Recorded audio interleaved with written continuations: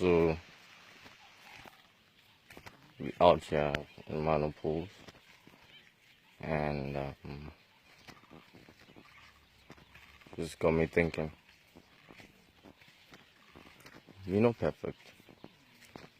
Neither are we alone in this world.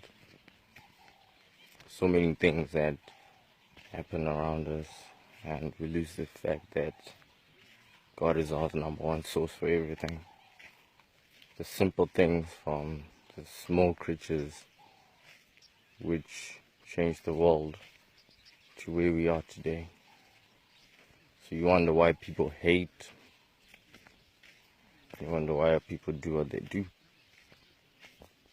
But hey, after all, we are only humans. We're not inevitable.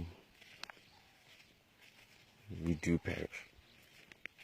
But nature has just told me that without God, I am nothing.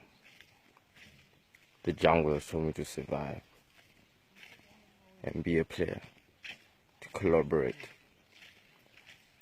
If you are with your wife, make a good team. If you're alone, play your part in the world.